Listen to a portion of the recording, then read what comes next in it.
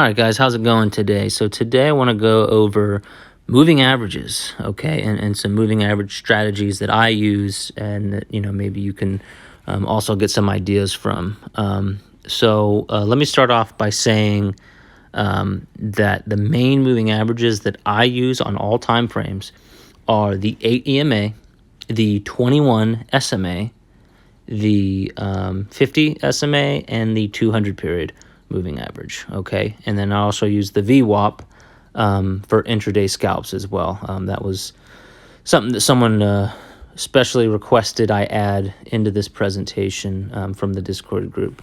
So I'm going to talk about that a little bit here today as well. As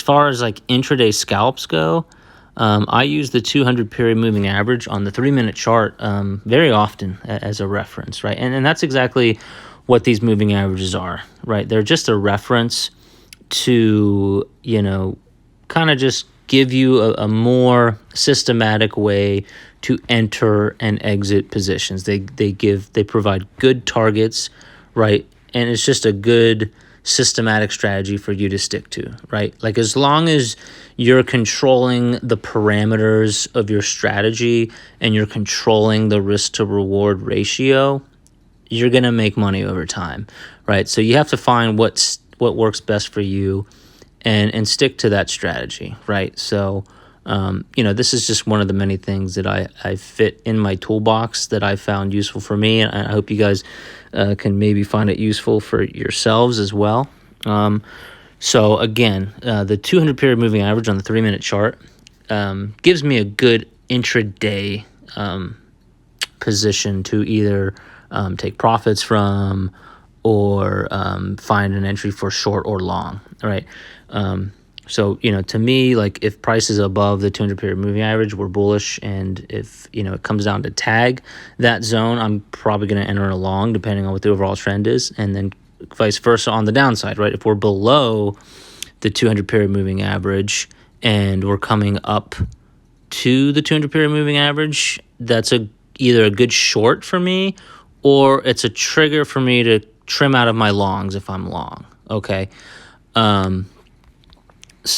And actually I did add long on ES here around this area because, again, that's a point of reference for me. And that's also, there is some support in this 4520 area. And ultimately, I'm looking for about 4,600 sometime this week. So to me, this is a good spot for adding long. So let's go back to Friday here. So you can kind of see early in the day, we came down to that 200 period moving average. And that's the light blue thicker line on this chart, okay?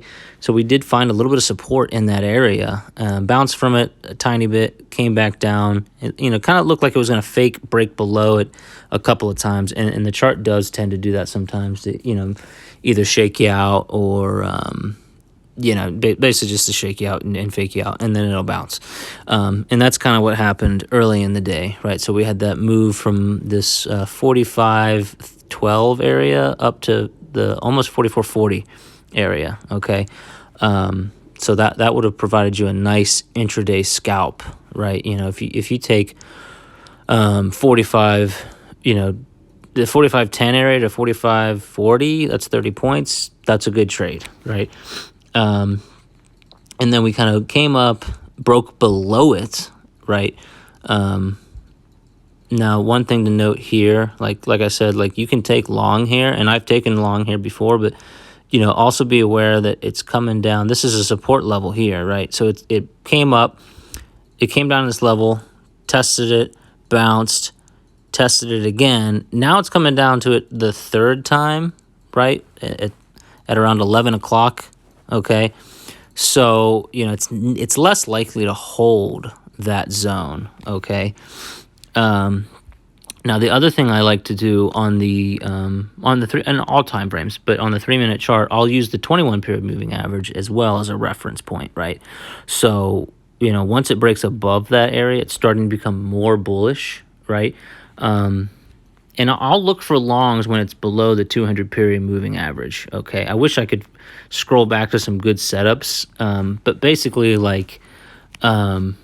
if I see divergence on the smaller time frames, right? So like if RSI is making a low here and it's making a higher low here, but ES is like down here in the 4480 area, right?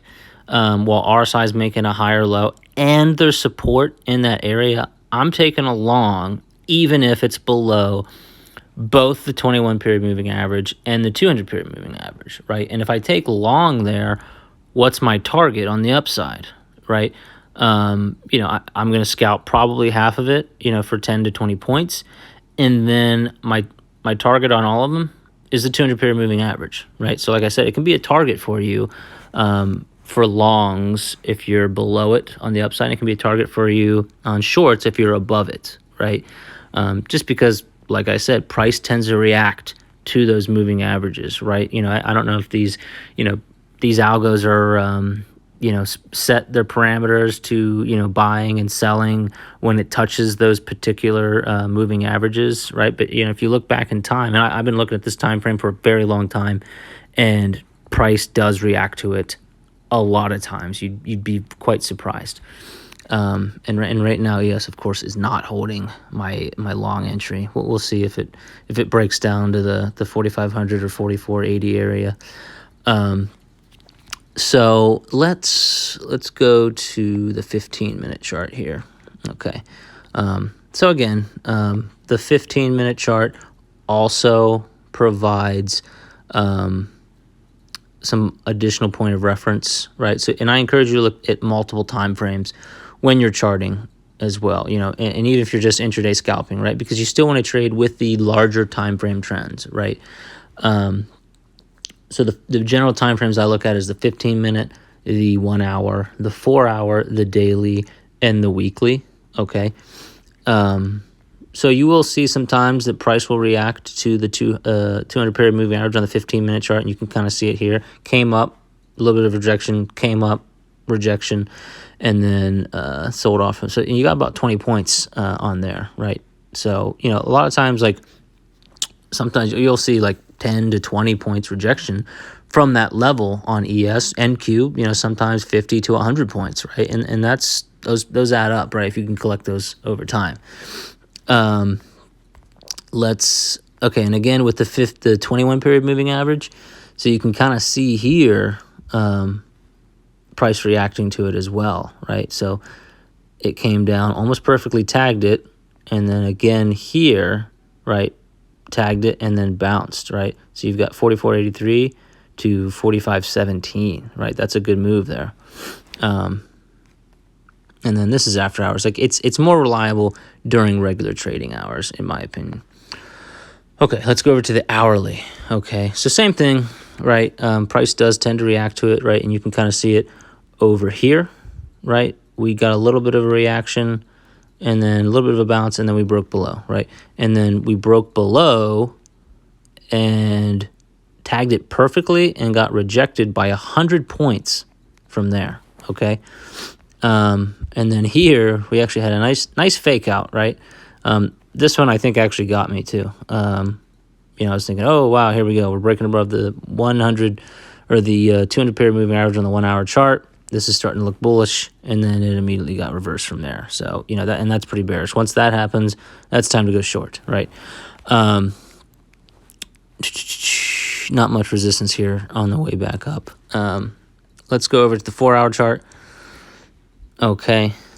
So you can see here, price rejected, or price dropped below the 200 period moving average here in this area right here, and then it came up, looked like it was going to tag it, stopped just short, rejected, and then came up and perfectly hit it in this area before it got rejected again by quite a lot, right? We were at 4,600 and went down to 4,400, small bounce there, and then ended up all the way down to the low 4,100s, right?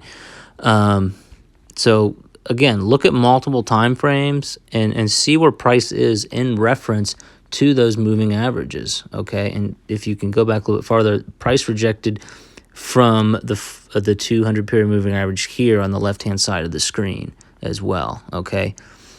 Let's check out the daily, okay? So same thing, 200 period moving average is a good reference point for you, right? So we didn't really get too much of a bounce here on the 200 period moving average on this, right? But again, the 21 period moving average can help provide a good signal for you as well. So look here, like multiple times where the 21 period moving average, that yellow line, was rejected from that line, okay? Here looked like it provided a little bit of support, right? Provided support here, little dip below here, and then reclaimed, right? So you want to, if you're bullish, you want to see price above the 21 period moving average, right? If it's above all the moving averages, we're bullish, right? Below moving averages, that's when the chart starts getting bearish, right? So again here, nice bounce off of there, okay? And then price dipped below it. So looks like it tried to hold there, and then the next day went right below it. Went below, came up, got rejected, sold off a little bit again, and then you can actually see it bounced from the 50 period moving average, right? So on the daily time frame, I don't really look at the 50 period moving average on lower time frames, but I do start to look at it on higher time frames like the daily and the weekly. So you can see back in 2021, price reacted here at the 50 period moving average, here, here, here, here, here, and then finally it broke below it, right? And it actually provided resistance and a rejection point after it broke below it, right? So break below, come back up to retest it, usually a short on almost any time frame, right? And the 21, there was kind of extra confluence here. The 50 and the 21 were kind of stacked on top of each other. And that would have been a nice short if you took it, right? Because once it breaks below and comes up for that retest, that's usually a short, okay? So again, look at multiple time frames, okay? It finally broke above the 21 SMA here in mid-October. And once it broke above that, it remained very bullish for over a month, right? And then we had this breakdown candle on the 26th of November, right? And I actually remember that day. That was Thanksgiving night. They just decided to just start tanking it overnight, that was nice.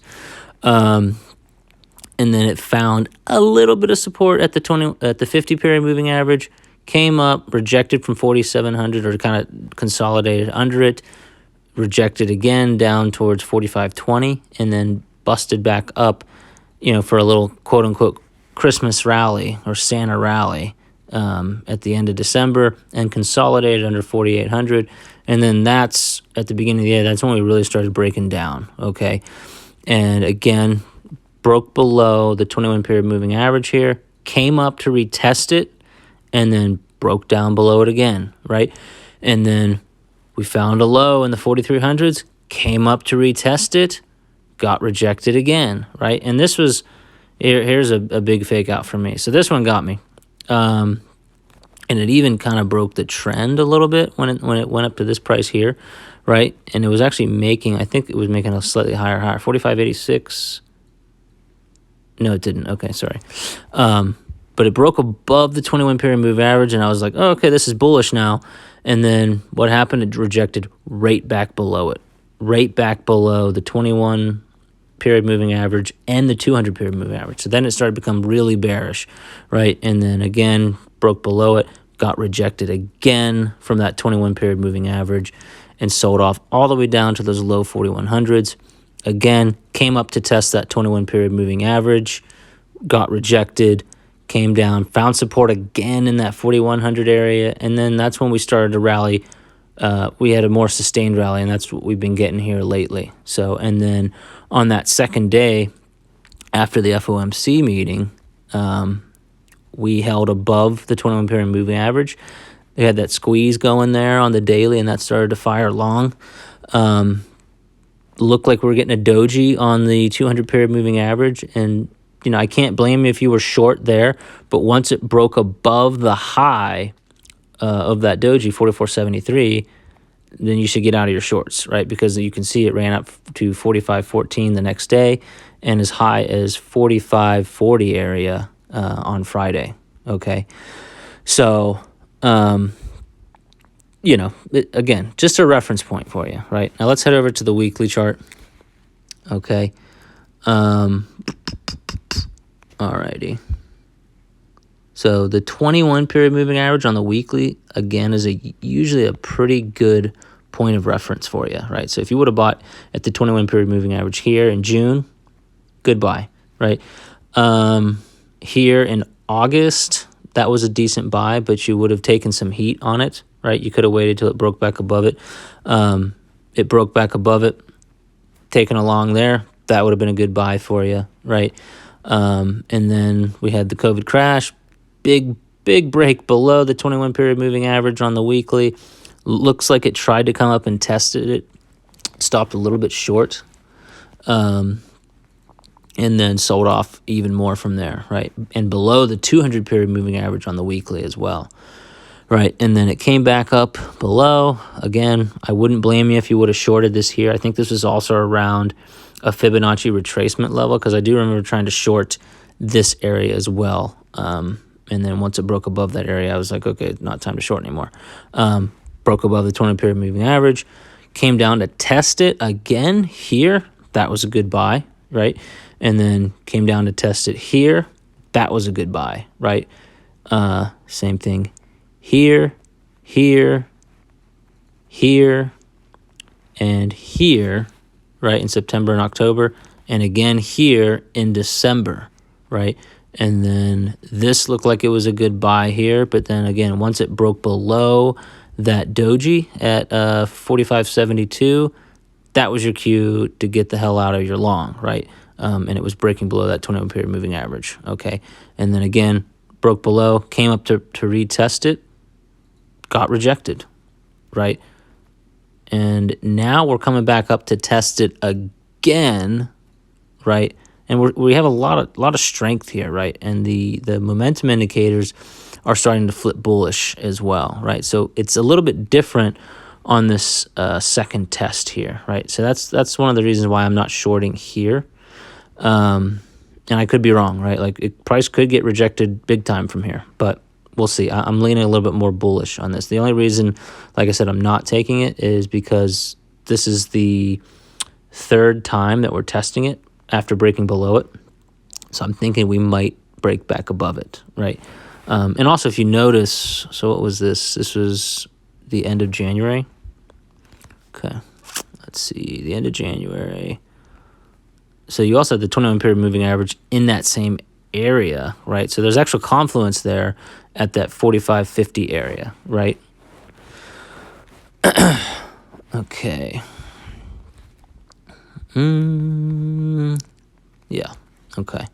And again, this is just like one piece of the puzzle, guys. I know people that trade just off of using moving averages, and sometimes that simplicity really works, right? I tend to use a number of different things. I use moving averages. I use Fibonacci's. I use Bollinger Bands and Keltner channels. I do use RSI, MACD, CCI, DMI. I like to use a combination of all the other things. And when I get multiple signals in multiple different areas, that's kind of like a bullseye